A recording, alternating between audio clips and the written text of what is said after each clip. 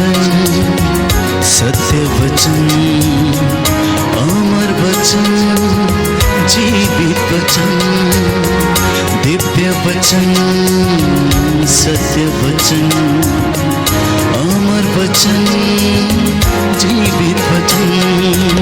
साई दा बामा बनी दा बामा बगरे सा निरे सा निरे सा निरे सा निरे सा।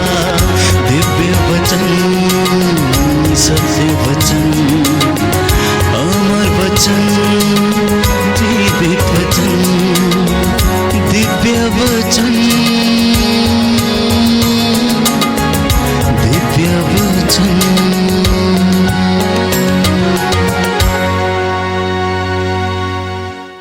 प्रभु यीशु के पवित्र और सामर्थी नाम पर मैं आप सभी का अभिवादन करता हूँ। प्रियजनों, आज प्रभु ने वचन दिया है कि मेरे बच्चों से ये कहना कि ईश्वर एक करुणामय और दयालु ईश्वर है, जो सहज ही द्रवित हो जाता, जो तरस खाने वाला परमेश्वर है।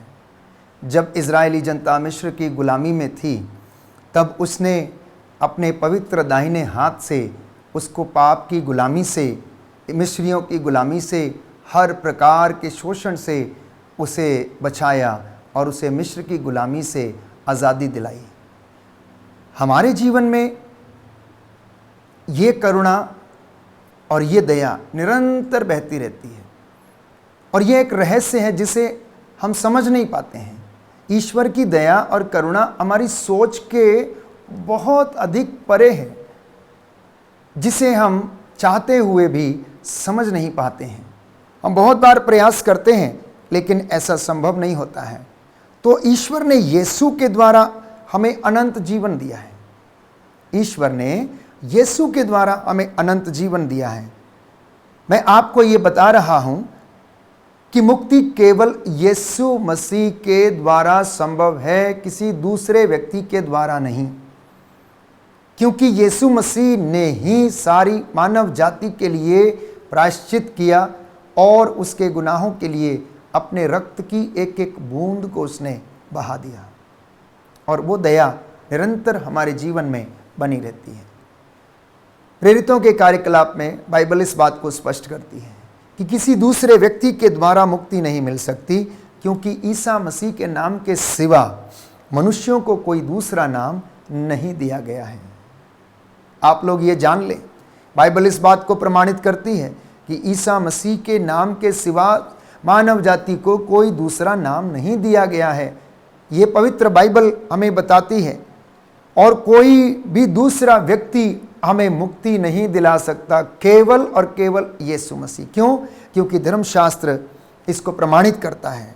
So Jesus is the only saviour. There is no other saviour on this earth. ना कोई था, ना कोई होगा, केवल यीशु मसीह जो आदि है, अंत है, अल्फा है, ओमेगा है, सदा एक रूप बना रहने वाला परमेश्वर है, जिसका प्रेम सदा और अनंत काल तक बना रहता है। और जो जीवित परमेश्वर है, जो मर गया था, बाइबल हमें बताती है, वचन कहता है वो जी उठा है, और ईश्वर ने पवित्र आत्मा के द्वारा उसे कब्र में से बाहर निकाला, और वो जिंदा है, और वो पिता के दाहिने विराजमान होकर मेरे और आपके लिए प्रार्थना करता है। केवल वही हमें मुक्ति दिला सकता है। मैं समझता हूं कि धर्मशास्त्र के इतने प्रमाण हमारे लिए पर्याप्त हैं। अगर हम चाहते हैं कि हम प्रभु की इस दया को अनुभव करें, तो मुझे और आपको उसके साथ जुड़ने की आवश्यकता है। भीड़ की भीड़ यीशु के पीछे आ रही थी, बाइबल हमें बताती है। तो प्रभु ने देखा, यीशु जब अपनी सेवकाई में थे, तो उन्होंने देखा कि 3 दिन से ये लोग भूखे और प्यासे हैं। लौटते समय शायद ये लोग रास्ते में कहीं मूर्छित हो जाएं, तो उन्हें उन पर तरस हो आया, क्योंकि वो बिना चरवाहे की भेड़ों के जैसे थे। उन्होंने शिष्यों से कहा, इन्हें भोजन दे दो, इन्हें खाने के लिए कुछ दे दो। वो तो जानते थे कि वो क्या करने वाले हैं, लेकिन फिर भी वो अपने चेलों के विश्वास की परख करना चाहते थे। और उनके चेलों ने कहा कि ये 5 रोटियां और 2 मछलियों से इतने लोगों के लिए क्या होगा। लेकिन यीशु अपनी महिमा वहां पर प्रकट करते हैं। एक बालक के पास वहां पर 5 रोटियां और 2 मछलियां थीं। उसने अपना वो छोटा सा भोजन जिसे वो अपनी यात्रा के दौरान थैले में डालकर लेके जा रहा था, उसने उसे समर्पित कर दिया और परमेश्वर ने उसे इतना बना दिया कि 5000 लोगों के खाने के बाद भी 12 टोकरे बचे हुए टुकड़ों से भर गए। तो उसके लिए कुछ भी असंभव नहीं है। मेरे और आपके लिए असंभव है, परंतु प्रभु के लिए कुछ भी असंभव नहीं है। ये मुझे और आपको आज जानने की आवश्यकता है, अनुभव करने की आवश्यकता है। वचन ये कहता है, प्रभु ने ये कहा कि वो तुम्हारा भाग्य पलट देगा, वो तुम्हारा भाग्य पलट देगा। आप विश्वास करना और आपके जीवन में ऐसा होगा। एक शतपति प्रभु के पास आया, उसने कहा मेरा नौकर बीमार है, आइए और उसे चंगा कर दीजिए। प्रभु ने कहा मैं आऊँगा और उसे चंगा कर दूंगा। उसने कहा नहीं, मैं इस लायक नहीं हूँ, मैं इस योग्य नहीं हूँ, तू यहीं से एक शब्द कह दे और मेरा नौकर चंगा हो जाएगा। और ऐसा ही हुआ। उसने कहा कि मेरे अधीन सैकड़ों नौकर हैं, एक से कहता हूँ आओ तो वो आता है, दूसरे से कहता हूँ जाओ तो वो जाता है। और आप यदि एक शब्द कह देंगे तो मेरा नौकर, मेरा सेवक चंगा हो जाएगा। तो यूहन्ना के सुसमाचार अध्याय 14 पद संख्या 6 में प्रभु ने स्वयं इस बात को कहा कि मार्ग, सत्य और जीवन मैं हूं, मुझसे होकर गए बिना कोई पिता के पास नहीं आ सकता है। तो प्रियजनों, my dear precious people of God, प्रभु का आत्मा आपकी अगुवाई करता, आपके साथ रहता है। इसलिए यशायाह नबी ये कहता है कि अगर आप उसकी दया को अनुभव करना चाहते हैं, उसके प्रेम को अनुभव करना चाहते हैं, तो बाइबल हमें बताती है, यशायाह नबी का ग्रंथ अध्याय 55 पद संख्या 7 कि पापी अपना मार्ग छोड़ दे, पापी अपना मार्ग छोड़ दे, क्योंकि इस दुनिया में जिधर देखो उधर ही पाप है, अंधकार ही अंधकार है। भ्रष्टाचार, घूसखोरी, अत्याचार, शोषण, गर्भपात, अनेक प्रकार के ऐसी बुराइयां लोगों के जीवन में इस दुनिया में हैं प्रियजनों, जो इंसान को आगे बढ़ने नहीं देती हैं। अगला वचन लिखा है, दुष्ट अपने बुरे विचारों को त्याग दे, वह उसके पास लौट आए और वह उस पर दया करेगा, क्योंकि ईश्वर दया सागर है। ईश्वर दया सागर है। पापी अपना मार्ग छोड़ दें, दुष्ट अपने बुरे विचारों को त्याग दें, वह ईश्वर के पास लौट कर चला आए और वह उस पर दया करेगा, क्योंकि ईश्वर दया सागर है। अगर आप अपराध बोध में हैं तो आज प्रभु के पास लौटें, पुराना त्याग कर प्रभु के पास लौटें। क्या आप जानते हैं कि जिस ईश्वर की हम सेवा करते हैं वो कितना महान, करुणामयी और दयालु ईश्वर है? अगर आप वचन पढ़ेंगे तभी आप जानेंगे, वैसे नहीं जानेंगे आप। इसलिए मसीहियों को धर्मशास्त्र पढ़ने की आवश्यकता है। इसलिए हर एक बिलीवर को वचन पढ़ने की आवश्यकता है, क्योंकि वचन की अज्ञानता के कारण ये सारी बुराइयां लोगों के जीवन में घर कर बैठी हैं। जैसे जैसे वचन बोला जाएगा, जैसे जैसे लोग वचन सुनेंगे और पढ़ेंगे, उसे अपने जीवन में अपने बच्चों को, अपने नाती पोतों को बताएंगे, दिन रात उनका मनन चिंतन किया करेंगे। इन वचनों को जिन्हें मैं आज आपको सुना रहा हूं, अपने बाजुओं पर, अपने चौखटों पर और अपने माथे पर शिरोबंद की तरह बांध लेंगे। रात को सोते समय, यात्रा करते समय, उठते बैठते समय, लेटते समय अगर आप याद करेंगे, मनन चिंतन करेंगे, तो बुराइयां आपसे कोसों दूर रहेंगी। शैतान आपका कुछ भी नहीं कर पाएगा, क्योंकि उसे वचन से डर लगता है। इसलिए सबसे बड़ा हथियार वो इस्तेमाल करता है कि वो हमें वचन को पढ़ने नहीं देता है, प्रभु की हजूरी में बैठने नहीं देता है। वो जानता है कि अगर ये लोग वचन पढ़ लेंगे तो ये मुझसे दूर चले जाएंगे। और परमेश्वर ये चाहता है कि अगर मेरे बच्चे वचन को जान जाएंगे और वचन इन्हें स्वतंत्र कर देगा, आत्मा इन्हें स्वतंत्र कर देगा, क्योंकि आत्मा की तलवार ईश्वर का वचन है। प्रियजनों, अगर आप चाहते हैं कि आपके घर में उन्नति हो, सफलता आए, आपके बच्चे ज्ञान में बढ़े, प्रार्थना में बढ़े, आशीष में बढ़े, तो घर में वचन पढ़ना शुरू कर दीजिए, क्योंकि ये वचन जीवित परमेश्वर का वचन है, जो हमें आशीष देता है, चंगाई प्रदान करता है। His mercy is greater than any preacher can preach about.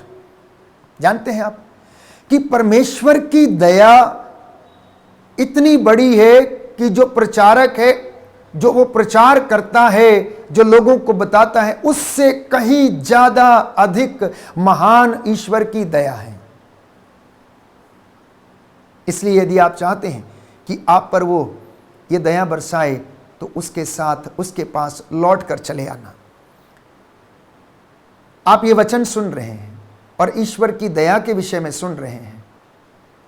वो दया, वो करुणा, वो प्रेम जो मेरी और आपकी सोच के परे है। कुछ लोग सवाल करते हैं ये कैसे हो सकता है, एक व्यक्ति के सूली चढ़ जाने से पाप क्षमा कैसे हो सकते हैं? ये हमारी सोच के परे है। प्यारे भाइयों और बहनों, ये रहस्य है। हम रहस्यात्मक ढंग से परमेश्वर ने अपने पुत्र को मानव जाति के पापों के लिए उसने समर्पित किया और वह अनंत काल तक उसकी दया हमारे जीवन में बनी रहती है। क्योंकि वचन हमें बताता है अगर हम जानबूझकर पाप करते हैं तो हमें क्षमा नहीं मिलेगी। यदि हम जानबूझकर इस दया को प्यारे भाइयों और बहनों नकारते हैं, इस प्रेम को जानबूझकर नजरअंदाज करते हैं तो हमें दया नहीं मिलेगी। क्या आप जानते हैं कि संसार में ऐसा कोई भी धार्मिक व्यक्ति नहीं है, धर्मी नहीं है जो भलाई करता हो और पाप में कभी ना पड़ा हो। उपदेशक ग्रंथ अध्याय 7 पद संख्या 20 कि संसार में ऐसा कोई धार्मिक मनुष्य नहीं जो भलाई ही करता और कभी पाप नहीं करता है। संसार में ऐसा कोई भी व्यक्ति नहीं जो केवल भलाई ही करता है और कभी पाप नहीं करता है। मैं और आप बहुत कोशिश करते हैं कि हम धार्मिकता का जीवन बिताएं, धार्मिकता का आचरण करें, लेकिन यह शरीर हमें करने नहीं देता। शैतान हमें प्रलोभन पर प्रलोभन देता और हमारे जीवन में हमें इन आशीषों से वंचित रखने का प्रयास करता है। तो आपका असली शत्रु शैतान नहीं बल्कि शरीर का ये फ्लैश, प्यारे भाई और बहनों, ये है जो हमसे नित्य प्रतिदिन ऐसी अपेक्षाएं करता है कि हम क्षणिक सुख के लिए, क्षणिक आनंद के लिए अपने शरीर की वासनाओं में लिप्त हो जाएं। यीशु ने कहा, यूहन्ना का सुसमाचार अध्याय 10 पद संख्या 10 में हम पढ़ते हैं कि शैतान मारने, चुराने और नष्ट करने के लिए आया। यीशु कहता, मैं इसलिए आया हूं कि तुम जीवन प्राप्त करो। छोटा मोटा जीवन नहीं, परिपूर्ण जीवन, अनंत जीवन तुम प्राप्त करो और वह जीवन सदा के लिए बना रहे।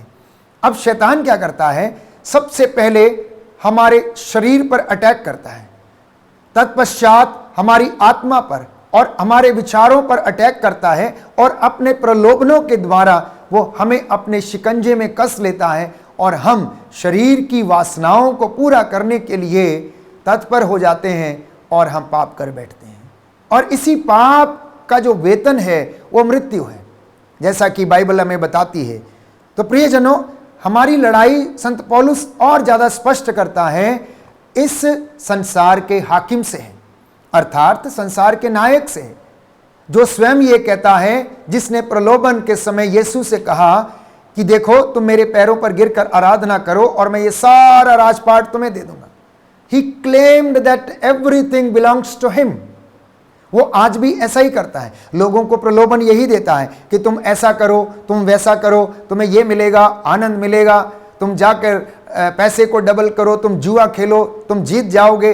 अनेक प्रकार के प्रलोभन वो देता है। लेकिन हमारा परमेश्वर कितना अद्भुत परमेश्वर है, हमारा परमेश्वर कितना प्रेम से भरा हुआ परमेश्वर है, जो हमारे जीवन में हमें आशीषों से नित्य प्रतिदिन भरता है, जो हमसे कहता है 7 गुना 70 बार क्षमा करो। प्रभु कहता है, मैं ये नहीं कहता कि तुम 7 बार, परंतु अपने भाई को तुम 7 गुना 70 बार क्षमा करो। ऐसी क्षमा हमारी सोच के परे है, ऐसी क्षमा हमारे सोच के परे है प्रियजनों, जिसे हम अंदाजा भी नहीं लगा सकते कि परमेश्वर मुझसे और आपसे ये कहता है कि हम लगातार क्षमा करते जाएं, क्षमा करते जाएं, क्योंकि प्रभु में क्षमा भरी हुई है, प्रभु में करुणा भरी हुई है। वो नित्य प्रतिदिन हमें नया बनाना चाहता है। इसलिए स्तोत्रकार कहता है अध्याय 130 में, अगर तू हमारे पापों को अनदेखा ना करे तो कौन तेरे सामने टिक सकता है। प्रियजनों, मैं और आप बहुत कोशिश करते हैं कि हम धार्मिकता का जीवन जिए, हम परमेश्वर के साथ रहें, लेकिन हमारा शरीर जो हमारी आत्मा के विरुद्ध अपेक्षा करता है, उसके प्रति सदा उसका विरोधी रहता है, वो हमें ऐसा करने नहीं देता है और हम शरीर की वासनाओं में लिप्त हो जाते हैं और हम अपने जीवन में शैतान के प्रलोभन में पड़ जाते हैं। परंतु परमेश्वर का वचन हमारे जीवन में हमें सांत्वना प्रदान करता है, तो हम शैतान से लड़ सकते हैं। कैसे लड़ सकते हैं? इसका सामर्थ्य पवित्र आत्मा हमें देता है। हम कैसे लड़ सकते हैं? क्योंकि इसके लिए लड़ने का साहस और सामर्थ्य पवित्र आत्मा हमें प्रदान करता है। यह शरीर नश्वर है, आत्मा अमर है, इसलिए अपनी आत्मा को बचाने के लिए आप प्रयासरत रहें, वचन के द्वारा मार्गदर्शन प्राप्त करते रहें और प्रभु का वचन अपने जीवन में आत्मसात करें। प्रभु ये कहता है, तुम क्षमा कर दो और तुम्हें भी क्षमा किया जाएगा, तुम दया करो और तुम पर भी दया की जाएगी। धन्य है वो जो दीनहीन है, वो ईश्वर के स्वर्ग राज्य में उसके दर्शन करेंगे। प्रियजनों, यीशु का ये कहना कि तुम अपने भाई को 7 गुना 70 बार क्षमा करो, ये हमारी सोच के परे है। ये हमारे लिए इतना असंभव है जैसे कि हम इसे पालन करने में इतना असमर्थ हैं, जिसे सुनकर लोगों ने कहा ऐसी शिक्षा को कौन पालन कर सकता है। ये तो बहुत कठोर शिक्षा है, हम इसको पालन नहीं कर सकते हैं, परंतु यदि आप पालन करेंगे तो ईश्वर की दया आप अनुभव करेंगे। इसलिए स्तोत्रकार कहता है कि अगर तू हमारे पापों को अनदेखा ना करे तो हम में से कौन तेरे सामने टिक सकता है। अध्याय 130 वचन स्पष्ट रूप से हमें बताता है कि मुझे और आपको ईश्वर के सामने उपस्थित होकर दया मांगने की आवश्यकता है, दया की भीख मांगने की आवश्यकता है, क्षमा प्राप्त करने की आवश्यकता है। क्योंकि संत पौलुस कहता है रोमियो के नाम पत्र में अध्याय 3 पद संख्या 23 में, सबने पाप किया है और सब ईश्वर की महिमा से वंचित हैं। सबने पाप किया है और सब ईश्वर की महिमा से वंचित हैं। इसलिए ईश्वर हमसे कहता है कि आओ हम विचार करें, आओ हम एक साथ विचार करें। प्रभु आपको बुलाता है, आप जो इस बात को अपने जीवन में अनुभव करने के लिए असमर्थ हैं, प्रभु आपको बुलाता है और कहता है कि आओ हम एक साथ विचार करें। तुम्हारे पाप सिंदूर की तरह लाल क्यों ना हो, किरमिच की तरह मटमैले क्यों ना हो, हिम के समान सफेद कर दिए जाएंगे, हिम के समान सफेद कर दिए जाएंगे। इसलिए अपने जीवन में अपराध बोध के कारण आप परेशान ना हो, पाप के कारण आप लोग परेशान ना हो, क्योंकि यीशु हम पर दया करता है, हमारे पापों को क्षमा करता है। इसलिए दाऊद नबी लिखता है कि धन्य है वह मनुष्य जिसका अपराध क्षमा हो गया है, धन्य है वह जिसका दोष मिटा दिया गया है। स्तोत्र संख्या 32 पद संख्या 1। तो दाऊद ने पाप किया और नातान ने उसे धन्य है परमेश्वर जिसने तेरे पापों को क्षमा कर दिया है, जब उसे याद दिलाया गया और उसने कहा कि परमेश्वर ने तुझे क्षमा कर दिया है। हमारा प्रभु महान और दयालु परमेश्वर है, महान और दयालु परमेश्वर है। बाइबल इसके विषय में पर्याप्त रूप से प्रमाण देती है, जब उसने अपने लोगों पर, इजरायलियों पर, चुने हुए दास दासियों पर, सेवकों पर दया की और उन्हें चंगाई प्रदान की। इसलिए हम वचन पढ़ते हैं, स्तोत्रकार लिखता है अध्याय 86 पद संख्या 15 में कि प्रभु तू दयालु है, तू करुणामय है, तू सत्य प्रतिज्ञ है, तू प्रेममय ईश्वर है, तेरी दया अपरंपार है, तेरी दया अनंत काल तक बने रहने वाली है। तू मेरी आत्मा पर दया कर और मेरे जीवन में मुझे सारे कष्टों से बचा ले। प्रभु उसने अपने दासों पर दया की। दानियल के विषय में हम पढ़ते हैं अध्याय 6 पद संख्या 16 से 23 में कि वो अपने भक्तों के पास डेरा डालता है। जब दानियल को शेरों के खड्ड में डाल दिया गया तो परमेश्वर ने उस दास के ऊपर दया की, क्योंकि वह दिन रात प्रभु की सेवा करता, उसकी आराधना करता और घुटने टेक कर दिन में न जाने कितनी बार वो प्रार्थना किया करता था। बाइबल हमें स्पष्ट करती है कि परमेश्वर ने उसे शेरों के खड्ड से बचाया, उसने शेरों के मुंह बंद कर दिए। उसके तीनों मित्रों यहूदी बालकों शद्रक मेशक अब्दनगो को उसने आग की भट्टी से उन्हें बचा लिया। जो भट्टी 7 गुना ज्यादा ताप पर तप रही थी, उसको उसने ठंडा कर दिया, क्योंकि चौथे व्यक्ति के रूप में स्वर्गदूत उनके बीच में टहल रहा था और उन्हें कुछ भी हानि नहीं हुई। तो ये प्रभु की दया है। मेरे और आपके जीवन में भी हम इसे अनुभव करने वाले बन जाएं। अपने परिवार में, अपने जीवन में, बच्चों के जीवन में ईश्वर की दया आ जाए। आइए हम इसके लिए प्रार्थना करें। प्रभु आपको रूह का दुगना मसा प्रदान करें। धन्यवाद परमेश्वर, तू दया का सागर, करुणा सागर प्रभु है। मैं तेरा दास तुझसे निवेदन करता हूँ, तेरे वचन के द्वारा आज जो सुनाया गया है, तेरे इन बच्चों के जीवन में आशीष आ जाए। तेरी प्रजा तेरे प्रेम और तेरी करुणा को अनुभव करे। हे प्रभु यीशु, तूने अपने दास दासियों पर दया की। तूने उन लोगों पर दया की जो भटकी हुई भेड़ों के समान थे। तूने अपने दास दानियल, शद्रक, मेशक, अब्दनगो, अपने चुने हुए लोगों पर दया दिखाई। तूने पानी को अंगूरी में बदला। शतपति के नौकर को तूने स्वास्थ्य प्रदान किया।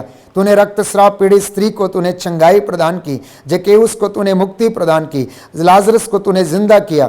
आज जितने लोगों ने विश्वास के साथ ये वचन ग्रहण किया है, हे प्रभु, इनके जीवन में भी तू अपनी दया प्रदर्शित करने की कृपा कर।